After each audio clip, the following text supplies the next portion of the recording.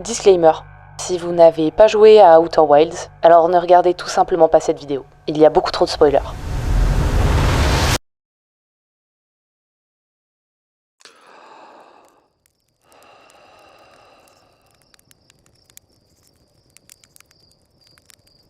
On dirait pas comme ça lors des premières minutes de jeu, mais Outer Wilds, c'est un voyage dont on ne revient pas indemne. Il aura frustré quelques joueurs dans ses contrôles, et perdu d'autres dans son univers et ses écrits impressionnants au premier abord, mais pour la majorité écrasante d'entre nous, qui auront su passer outre et accepter que cela fasse partie de l'expérience globale proposée, il nous aura fait vivre une expérience inoubliable, propre à chacun. C'est un jeu qui a une vraie âme. Et même s'il n'est pas parfait dans tous les détails, que ce soit au niveau de la DA que certains trouvent enfantine, ou son approche qui ne plaît pas à tous les joueurs normalement habitués à être régulièrement récompensés pour marquer leur progression, c'est un jeu qui a pris de réels partis pris et qui sait marquer les esprits. C'est un jeu que tous ceux qui sont allés jusqu'au bout souhaiteraient oublier pour pouvoir recommencer. Et en ça, et plein d'autres choses dont on va parler dans cette vidéo, ce jeu c'est une dinguerie. Parce qu'il propose une expérience 360. C'est l'un des rares jeux qui ne se contente pas de vous faire ressentir des émotions uniquement quand vous y jouez. C'est l'apothéose de l'expérience design, c'est-à-dire une expérience qui va plus loin que juste le jeu lui-même. Mais après tout, vous allez me dire que ce n'est que mon avis. Mais j'en ai pas l'impression. Et c'est d'ailleurs ce qui m'a étonné sur ce jeu. Bien qu'il soit extrêmement différent de ce dont on a l'habitude, et qu'il se rapproche plus d'une simulation que d'un jeu vidéo au niveau des codes utilisés, très peu de gens semblent ne pas l'avoir apprécié. En fait, c'est simple. Sur Metacritic, c'est un score de 85 avec absolument 0 review négative. C'est juste fou. J'ai voulu moi aussi en faire un petit questionnaire. Et ceux qui n'ont pas aimé, de ce que j'ai lu, c'est pas que le jeu en lui-même ne leur a pas plu, mais plus le fait que ce n'est pas un jeu accessible à tous au premier abord. Et d'ailleurs, Outer Wilds s'en cache absolument pas. Il joue même sur cette frustration qui ne plaît pas à tout le monde dès le début du jeu. Alors dans cette vidéo, on va pas parler de l'histoire même du jeu. The Great Review l'a déjà très bien fait, mais c'est pas l'objectif ici. On va plutôt parler de son design et de sa relation avec ses joueurs. On va parler du vrai secret d'Outer Wilds en fait. L'expérience unique qu'il propose.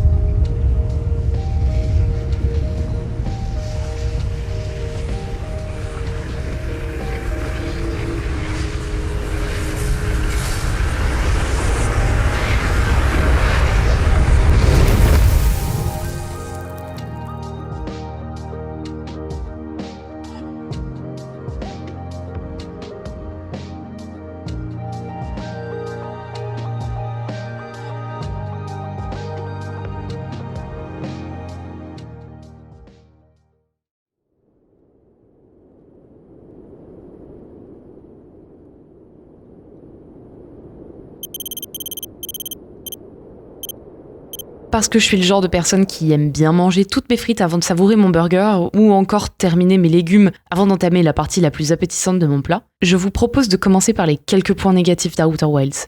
On va pas se leurrer, même si le jeu est exceptionnel, il annonce la couleur dès le départ. On lance le jeu, on prend une grande respiration,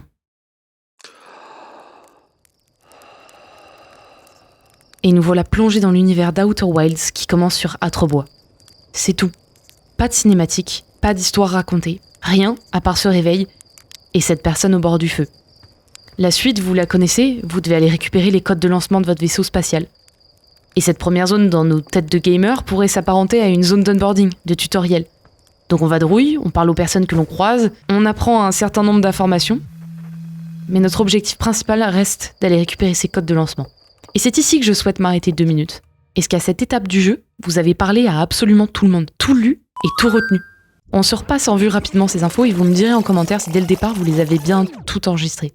La première et la plus évidente, on peut utiliser l'onduloscope pour capter des signaux, dont ceux des autres astronautes du programme Odyssée.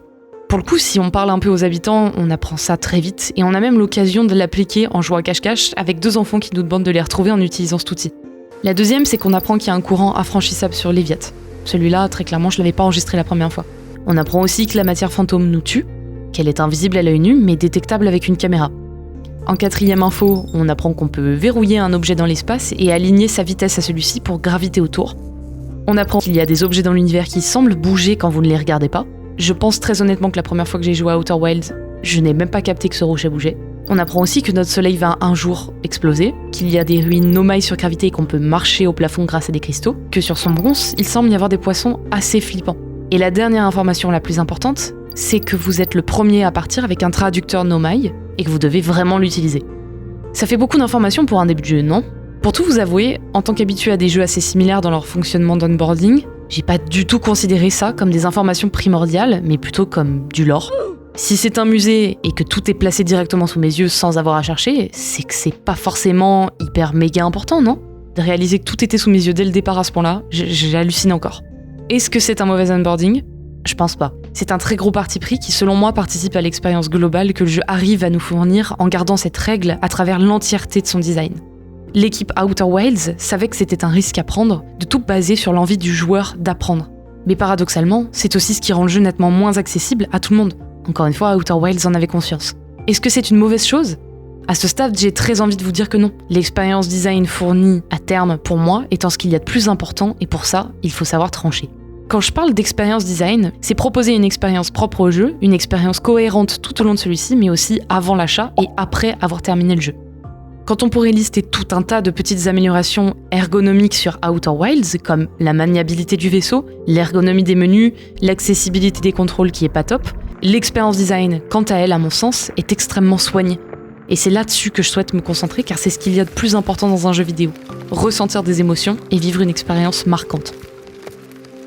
Bon, très clairement, à ce stade, vous devez vous dire que j'ai craqué et que je sors des termes un peu bullshit à tout va, mais ça a son importance dans cette vidéo, on y reviendra plus tard. Si je reprends ce que je disais, l'onboarding d'Outer Wilds contribue à une expérience proposée et l'immersion. Mais c'est paradoxalement ce qui fait que certains joueurs ont complètement décroché. Par exemple, certains ne savent pas quoi faire, car ils n'ont pas d'objectif clair listé dans un menu de quête, bien que les habitants d'Atrebois vous disent clairement qu'aller voir Gabbro sur l'Eviat ou Équerre sur la Rocaille semble être un bon début de piste. D'autres joueurs n'ont pas compris qu'ils devaient utiliser leur traducteur pour lire tout ce qui était écrit, ou ont été submergés par la quantité d'informations qui semblaient n'avoir aucun sens. Et pourtant, les 2 dernières personnes à qui vous avez parlé sur Atrebois insistent sur l'importance du traducteur et ce que vous pouvez et devez faire avec. Pour finir, d'autres joueurs ont lâché prise à cause de la maniabilité du vaisseau très dure à prendre en main. Bien que les habitants, encore une fois, vous alertent sur la non-fiabilité du vaisseau et leur doutent quant à vos capacités de pilotage. Même si à ce point, je rejoins un petit peu ces joueurs qui ont détesté cette prise en main, car un tutoriel un peu plus poussé sur l'autopilote ou l'alignement de la vitesse n'aurait fait de mal à personne, je peux quand même pas m'empêcher de penser que ce genre d'onboarding, où on vous met dans un cadre où vous êtes obligé de tester et de faire ce que le jeu vous demande pour être sûr que vous pouvez partir ensuite dans l'espace, ça aurait totalement cassé l'immersion. Après tout, la boucle temporelle nous permet de déjouer la mort et d'apprendre de nos erreurs, de nous entraîner sans avoir peur de perdre du temps puisque tout recommence à zéro dans quelques minutes. Est-ce qu'au final, c'est pas ça le meilleur tutoriel ? Et qui plus est, un tutoriel qui respecte l'histoire du jeu et participe à l'immersion.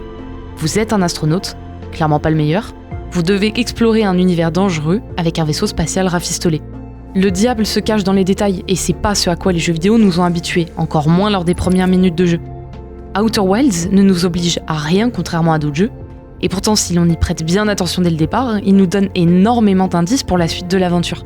Même le level design de l'espace nous oriente vers des zones où l'on va découvrir des informations primordiales qui devraient nous lancer rapidement dans l'intrigue. Je suis prête à parier que la majorité d'entre nous ont visité en premier lieu la Rocaille, l'Eviat ou l'intrus. Pourquoi je vous dis ça ? Parce que sans le savoir, en réalité, le jeu nous a totalement influencés, mais d'une manière hyper subtile.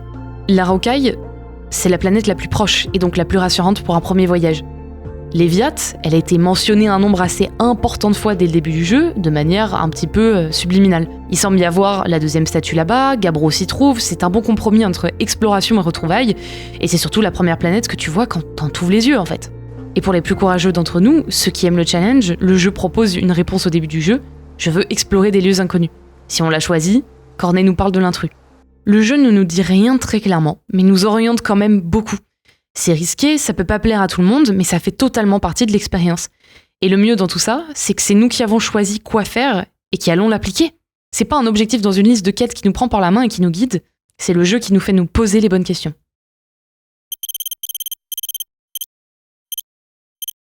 Outer Wilds, c'est un jeu qui fait confiance en ses joueurs et qui les teste. Et quand je dis ça, je pèse mes mots. Aujourd'hui, on est dans une ère où la capacité d'attention est réduite, où l'on a envie de tout expliquer aux joueurs pour assurer la bonne prise en main du jeu et où souvent, on se retrouve avec des formules assez similaires. Des listes de quêtes où l'on voit une liste exhaustive de toutes les quêtes qu'on a à réaliser, qui nous l'a demandé, où est la personne et dans quel lieu on doit le réaliser. Une map mise à disposition avec beaucoup d'iconos, pour qu'on puisse repérer toute chose qui mériterait notre attention. Et enfin, la progression est palpable, via un arbre de compétences par exemple, ou des montées de niveau, des succès à débloquer. Grand nombre de jeux vidéo font tout pour que les joueurs sachent quoi faire, soient stimulés, et de manière générale, ils laissent rarement les joueurs livrer à eux-mêmes. Il y a une quest, je l'ai acceptée. Ah, ok. Ah d'accord. Bah oui, bah au moins ça nous fait un objectif. Et ce que je dis, ça s'applique totalement au métier du UX designer. Un des plus gros risques de notre métier en tant que UX designer, c'est de tomber dans la surexplication et d'enlever une partie satisfaisante au jeu, celle de laisser le joueur tester et découvrir. Après tout, il n'y a que dans les jeux vidéo en réalité que mourir et faire des erreurs font entièrement partie de l'apprentissage. Autant jouer, non ? Ce que je veux dire, c'est qu'Outer Wilds est rafraîchissant dans son design parce qu'il n'a pas eu peur de nous lâcher réellement dans la nature et de casser les codes. Le premier code d'ailleurs que le jeu casse, c'est la zone d'onboarding qui n'en est pas une. Le jeu nous donne la sensation qu'il est impossible de sortir d'Atrebois sans son vaisseau. Ce qui fait que, lors de la toute première loupe, à aucun moment on songe visiter Atrebois, l'espace s'offrant à nous et cette planète étant identifiée comme la zone tuto, alors qu'elle regorge de nombreuses informations importantes pour la compréhension de l'histoire. Le deuxième code qui est cassé, c'est le fait qu'il faille beaucoup lire. Comme dit en amont dans cette vidéo, j'ai rapidement identifié à tort les textes comme du lore. Parce que d'habitude, la lecture dans les jeux vidéo, c'est annexe. Mais dans Outer Wilds, c'est l'élément le plus important. Et la lecture de ces textes s'effectue d'ailleurs d'une manière totalement différente de ce dont on a l'habitude. On ne lit pas un dialogue de manière linéaire, on explore ces textes. Lire dans Outer Wilds est aussi une expérience à part entière. Le troisième code, c'est la vraie liberté. Le jeu offre une réelle liberté qui en devient presque écrasante. Pas de tour brillante au loin qui semble nous indiquer qu'il faut suivre cette direction, juste des planètes et l'immensité de l'univers.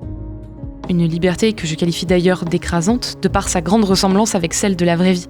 Bienvenue dans le monde adulte. Et maintenant, par où commencer ? Où aller ? Quelles vont être les conséquences de mes choix ? Qui me guide ? Personne n'est là pour vous dire quoi faire, à la différence des jeux dont on peut avoir l'habitude. Et ça en fait fuir certains. En fait non, j'ai menti. Quelqu'un est là pour vous dire quoi faire, et le jeu le pointe dès les premières minutes de gameplay. On le comprend d'ailleurs en discutant avec Cornet. C'est vous qui allez dire au jeu ce que vous comptez faire. Le quatrième code, c'est le fait qu'il n'y a pas de map, et pas de quête.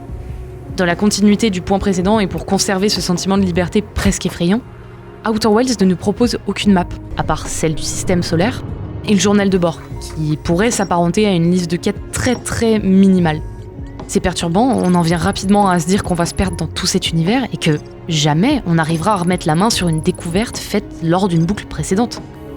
Et pourtant, on y parvient à force de persévérer. Un point important, c'est que le temps est notre ennemi, mais aussi et surtout notre allié. Dans Outer Wilds, attendre est parfois la solution. Personnellement, jamais aucun jeu ne m'a appris qu'attendre pouvait être une solution, et jamais j'y aurais pensé spontanément. Encore moins dans un jeu où je sais qu'il y a un compte à rebours et où chaque minute compte.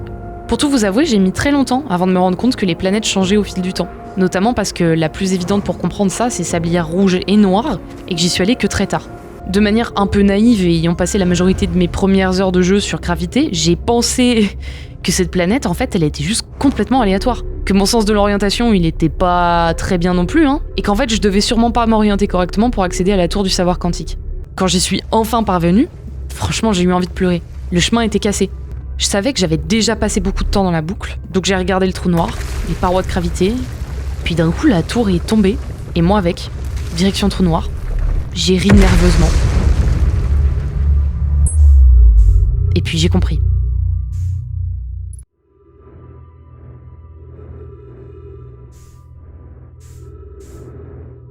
Attendre était la solution.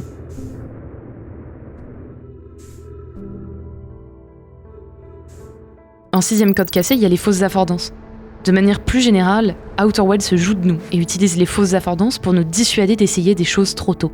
Être affordant, ça veut dire permettre une action suggérée à première vue. Par exemple, lire un texte, vous savez que c'est quelque chose de lisible. Une fausse affordance, c'est quand un élément du jeu permet une action qu'il ne suggère pas à première vue.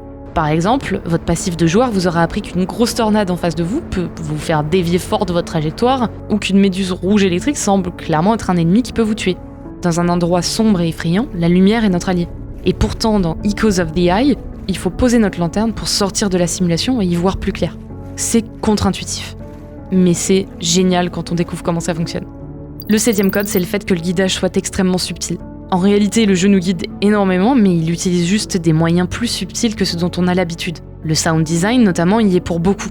Et la narration aussi, de toute évidence. Par exemple, le jeu est totalement silencieux quand vous êtes seul dans l'espace, mais la musique s'enclenche lorsque vous arrivez dans une zone avec une nouvelle découverte.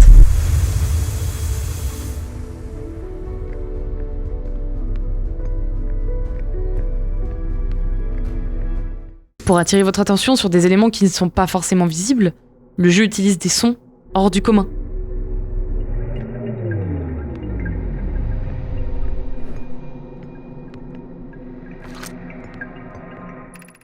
Si vous écoutez bien, dans Gravité, à chaque fois qu'un bout de la planète se décompose et tombe dans le trou noir, vous entendez un son très spécifique au moment où il passe dans le trou noir.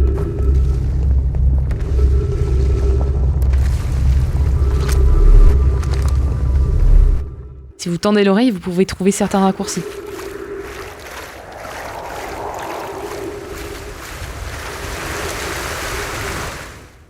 Il y a bien sûr aussi la musique des astronautes qu'on peut détecter avec notre onduloscope pour se guider quand on est perdu. Il y a une notification de signal non identifié quand il y a quelque chose d'intéressant à aller regarder.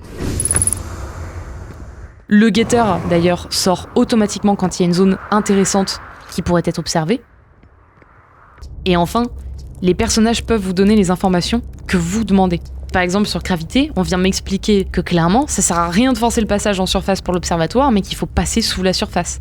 Mais malgré tous ces codes différents de ceux dont on a l'habitude, Outer Wilds a réussi à embarquer de nombreuses personnes dans son histoire, et qui aujourd'hui d'ailleurs en sont marquées à vie.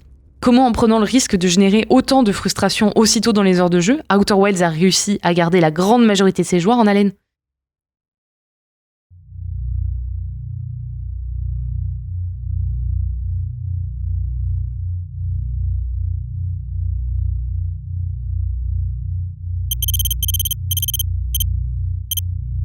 Une bonne UX, au sens expérience à proprement parler du terme, c'est une UX qui facilite la compréhension d'un problème, pas qui simplifie et donne des solutions. Les jeux qui donnent des indices dès qu'ils détectent une once d'hésitation dans votre manière de jouer, c'est pas forcément une bonne expérience. Ça permet certes à nous les joueurs d'être frustrés moins longtemps et d'enchaîner plus rapidement, mais bien souvent on se sent un peu trop pris par la main, voire on se sent stupide que ces indices nous soient proposés. Mais revenons 2 minutes sur ce terme, la frustration. Il a souvent une connotation très péjorative et pourtant, si cette frustration est bien dosée, elle peut générer un grand sentiment de satisfaction. Elle se transforme en challenge et devient un motivateur.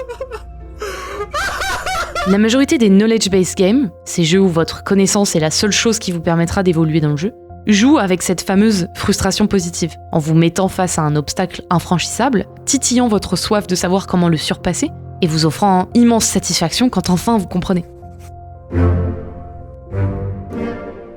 Outer Wilds, c'est un de ces jeux. Et c'est même très exactement a space exploration game designed to inspire and reward player curiosity. C'est-à-dire un jeu dont le premier objectif pour le joueur va être d'explorer son environnement, étendre sa connaissance sur celui-ci et mieux le comprendre. Personnellement, j'aurais jamais pensé apprécier ce type de jeu étant moi-même de base le type de joueur frustré très rapidement. Et paradoxalement, j'ai adoré Outer Wilds. Mais pourquoi ? Parce qu'il joue sur la frustration positive. Je vous montre. Vous vous réveillez dans un lieu que vous ne connaissez pas et ouvrez les yeux sur une planète autour de laquelle quelque chose a l'air d'exploser. On vous fait partir dans l'espace à la recherche du passé de vos ancêtres.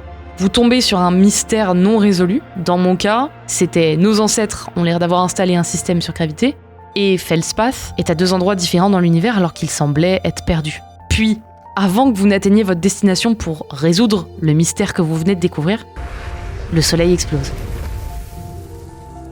Vous vous réveillez de nouveau au début du jeu. Il s'est passé quoi ? Qui est responsable de ça ?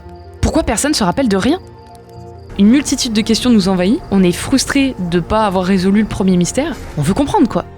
Chaque lecture et chaque voyage nous permet de trouver des pièces du puzzle qu'on parviendra à assembler plus tard.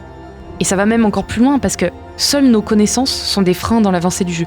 C'est d'ailleurs ce qui rend la frustration aussi positive dans Outer Wilds.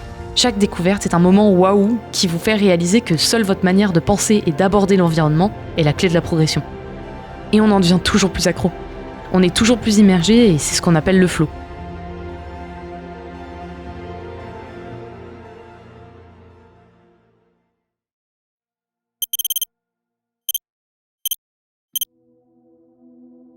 Le flow, c'est un état mental qu'en tant que joueur, on atteint quand on est complètement plongé dans un jeu et qu'on se retrouve dans un état maximal de concentration.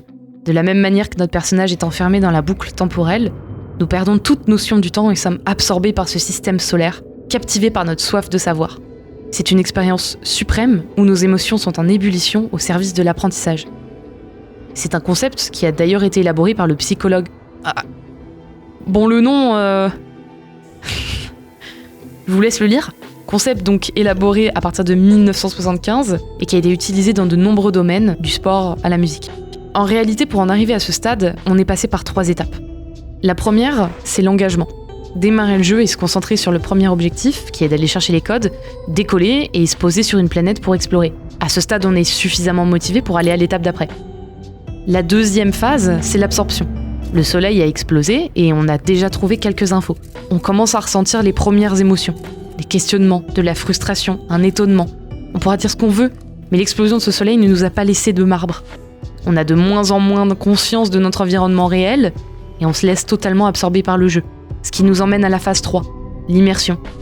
On est coupé de la réalité et notre attention tout entière est dans Outer Wilds. On est motivé à découvrir ce qu'il se passe et à vouloir stopper cette explosion. Cette émotion, c'est une émotion purement intrinsèque. C'est-à-dire qu'elle vient de nous-mêmes et pas des mécanismes du jeu qui auront été travaillés exprès pour nous garder en haleine. Et je dis pas que les autres jeux font mal. Encore une fois, les autres jeux font différemment pour leur format et en fonction de leurs objectifs. Si donner rapidement des quêtes, faire péter des points dans tous les sens en fin de manche ou donner des items en fin de partie, c'est un moyen de captiver les joueurs, tant mieux. Il en faut pour tous les goûts. Ce que je veux dire, c'est qu'en fonctionnant de la sorte, Outer Wilds arrive à créer une réelle motivation intrinsèque et en ça, le flow est d'autant plus puissant.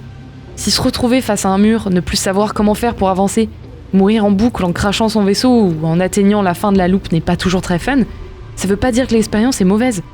La frustration dans les jeux permet aussi l'immersion si elle est bien dosée et en adéquation avec l'expérience globale. Mais si ça n'avait pas été le cas, si le dosage de la frustration vient à être mal fait, c'est là qu'elle devient une problématique qui déclenche une émotion que l'on souhaite tous éviter en jouant, le fait de rager.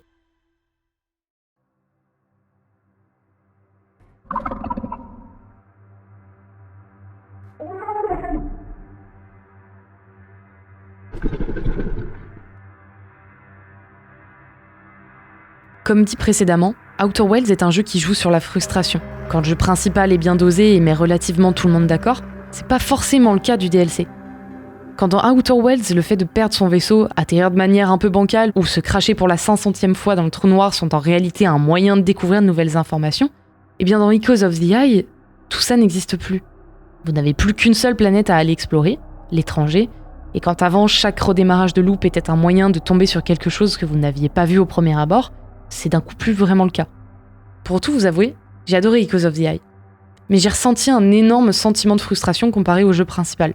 J'ai même senti mon cerveau se mettre en pilote automatique à chaque fois que la boucle recommençait, jusqu'à ce que je revienne à la réalité et dise à voix haute « C'est reparti, encore 10 minutes à retourner là où j'étais, 10 minutes de perdu, wouh !» Ce que je n'ai jamais dit ni pensé dans Outer Wilds.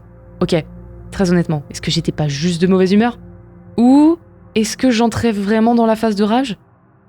Pour m'en assurer, j'ai aussi parlé avec certains d'entre vous et réalisé un questionnaire à côté. Sur 188 réponses, j'ai 85 personnes qui ont terminé Outer Wilds, 8% qui ne l'ont pas terminé, qui ne le termineront jamais. Comparé à Echoes of the Eye, où j'ai 81% des personnes qui l'ont terminé, mais 10% qui ne l'ont pas terminé et ne le termineront jamais. L'émotion la plus ressortie dans Outer Wilds, le jeu principal, c'est la curiosité, quand dans Echoes of the Eye, c'est la peur. Et en termes de frustration, dans Outer Wilds, au total, 17% qui ont mis entre 4 et 5 sur 5. Alors que dans Echoes of the Eye, 30%, bien frustrés, qui ont mis entre 4 et 5 étoiles. Enfin, au niveau de l'appréciation du jeu de manière générale, la différence n'est pas énorme de manière générale, mais on peut tout de même noter 2 points importants. Les joueurs ont plus apprécié le jeu principal que le DLC, et les joueurs ont été plus frustrés par le DLC que le jeu principal. Mon questionnaire n'est bien évidemment pas scientifiquement éprouvé, mais il met en lumière ce que les reviews Steam et les posts Reddit semblent souligner. Echoes of the Eye est beaucoup plus frustrant et pas dans le bon sens du terme. Et vous savez ce qui revient le plus ? La fameuse zone dans le noir avec les étrangers qui vous chassent.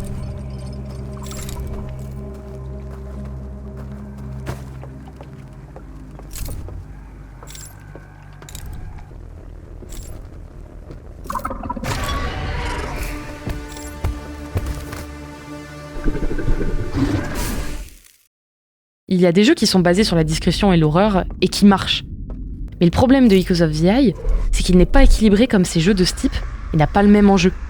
Quand dans Outlast, on va simplement vous donner comme objectif de fuir ou d'aller d'une salle à une autre, Outer Wilds vous demande d'explorer. Et pour explorer, il faut pouvoir être libre de décider où aller. Ce qui n'est plus le cas dans le DLC, qui vous rajoute la contrainte de l'ennemi. L'ennemi vient donc directement entrer en contradiction avec l'essence même du jeu, explorer pour comprendre et toujours mieux explorer. D'autant plus qu'on a une contrainte supplémentaire qui vient s'ajouter à tout cela, on ne peut pas utiliser notre lumière pour voir et éviter l'ennemi. Et ça en a fait vriller plus d'un, parce que la difficulté est exponentielle comparée au jeu principal. C'est triste parce qu'il y a pourtant des solutions pour contourner tout ça, mais qui ne sont pas très évidentes. Par exemple, les ennemis au niveau du puits, on peut poser notre lumière au sol et tenter de sortir de la simulation pour analyser le chemin à prendre avant de se lancer ensuite dans le noir de nouveau. Mais la peur est tellement présente que le cerveau passe en mode instinct de survie et ne réfléchit plus. Les puzzles pourtant agréables à résoudre jusqu'ici deviennent des casse-têtes parsemés d'embûches et frustrent les joueurs qui finissent par crier à l'injustice. Parce qu'en plus de ces phases de discrétion et de peur, le temps continue de s'écouler et on se retrouve rapidement à recommencer en boucle la loupe temporelle. Réaliser le même chemin jusqu'à l'endroit où nous avons bloqué. Tout ça pour réaliser qu'on se rappelle plus exactement de ce qu'ont dit les diaporamas et que le seul moyen de réaccéder à tous est dans son vaisseau, qui est malheureusement à l'autre bout de vous. Et ça fait beaucoup de contraintes.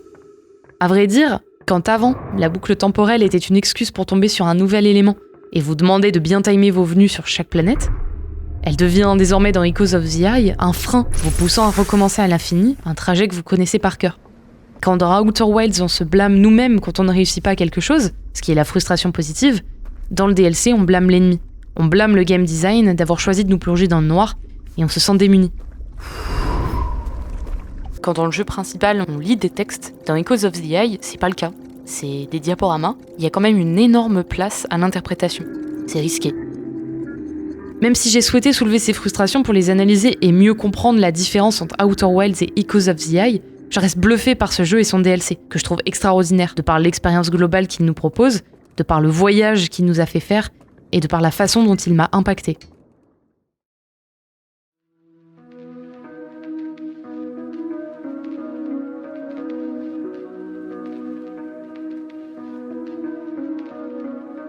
Si vous avez suivi toutes mes vidéos jusqu'ici depuis le début de ma chaîne YouTube, je vous parle de l'UX, soit l'expérience utilisateur. Ce métier est difficile à expliquer parce qu'il touche à tout. Et pour cause. Il s'agit de s'assurer que l'expérience joueur soit agréable, mais surtout cohérente dans l'entièreté du jeu. Et chez Mobius, ils ont peut-être pas d'UX, ni d'expérience designer, ça dépend de comment vous l'appelez, mais ce qu'ils ont fait, c'est proposer une expérience globale satisfaisante et cohérente. Et d'ailleurs, c'est ce qu'ils expliquent dans une de leurs confs GDC. Une de leurs règles principales, c'était de faire en sorte que le jeu motive le joueur uniquement par son envie de découvrir ce qu'il se passe. C'est tout. Et ils l'ont tenu. L'UX, ça va donc bien plus loin que des interfaces. C'est l'expérience que les joueurs vont avoir avec le jeu. Une bonne UX, c'est un ensemble de corps de métier qui se sont alignés sur un parti pris et qui le tiennent du début jusqu'à la fin du jeu pour proposer une expérience cohérente. Et là, je parle de l'expérience en jeu, mais l'expérience globale, c'est aussi l'expérience avant de lancer le jeu et après l'avoir terminé. On a tendance à trop l'oublier. En tant que designer, l'objectif principal devrait être de fournir les meilleures émotions aux joueurs. Et pour moi, l'objectif est tout réussi chez Outer Wilds. Nous avons tous été curieux, surpris, frustrés, excités, fiers, tristes, mélancoliques, nostalgiques, heureux. Ce jeu m'aura personnellement fait voyager dans son univers, mais aussi dans mes propres émotions. La sensation douce amère que le jeu te laisse en tête, le lien avec les gens qui ont aussi joué, et les échanges possibles désormais. C'est un jeu qui mériterait d'être vécu par tous, et qui vous fait ressortir différent et transcendé.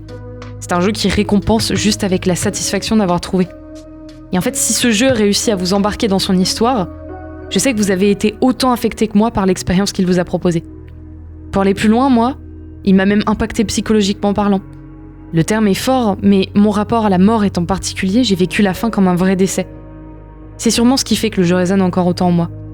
Cette soif de vouloir arrêter cette explosion du soleil et sauver les habitants pour comprendre que non, c'est comme ça, c'est la fin de l'univers, et je mourrai seul dans cet œil de l'univers, que tout n'est pas éternel. Et cette image aussi dans Echoes of the Eye de ce peuple qui a tout donné pour rendre visite à cet œil, tout ça pour réaliser que ça signait la fin de leur écosystème, ils ont tout fait pour contrer cette fin naturelle. La tristesse d'un peuple qui a préféré vivre enfermé dans une simulation, sceller le sort de tout un univers et empêcher l'évolution, plutôt que de profiter des derniers instants en acceptant que tout n'est pas éternel. Cette image aussi de cet étranger qui pense enfin mettre fin à son calvaire en mettant fin à ses jours alors que cette boucle temporelle n'est toujours pas terminée. Me dire que dans cette boucle il a pu sortir de sa prison, mais que dans la prochaine, si je ne repasse pas avant d'aller dans l'œil de l'univers, il vivrait une fin bien plus triste. Ce jeu m'a retourné du début à la fin, grâce à ses partis pris, et tout comme le personnage principal qui a compris ce qui se passe et s'en va vers l'œil de l'univers en acceptant sa fin, je m'en vais moi-même aussi quitter définitivement Outer Wilds, mes connaissances ne me permettant plus d'en profiter comme j'en ai profité jusqu'ici, le savoir étant la clé de toute cette aventure. Cette vidéo, ça a été pour moi un moyen de vous partager mon analyse d'Outer Wilds et celle sur l'expérience design dont on parle trop peu. Le fait d'avoir une ligne directrice claire qui tient tout au long du jeu est selon moi le meilleur moyen d'immerger les joueurs. Ne pas avoir peur de ne pas plaire à tout le monde, c'est important, et se concentrer sur l'expérience que l'on souhaite faire vivre aux joueurs me semble primordial. Mais cette vidéo, c'est aussi un moyen pour moi de remercier les développeurs d'Outer Wilds à ma manière. J'ai besoin, enfin, on a besoin de ce genre de jeu bouleversant et renversant pour casser nos manières de penser, d'anticiper les codes du jeu vidéo et de ressentir des émotions fortes. Cette fin peut paraître un peu bateau, mais Outer Wilds m'a redonné goût aux jeux vidéo dans une période où je n'en avais plus. Et pour ça, merci. Et enfin, je tiens à remercier énormément ces personnes sur Patreon avec qui j'ai pu échanger de manière un peu plus privilégiée et qui font extrêmement plaisir à vouloir soutenir la chaîne de manière un peu plus officielle. Sur ce petit morceau de guitare que j'ai enregistré rien que pour vous, je vous fais des bisous.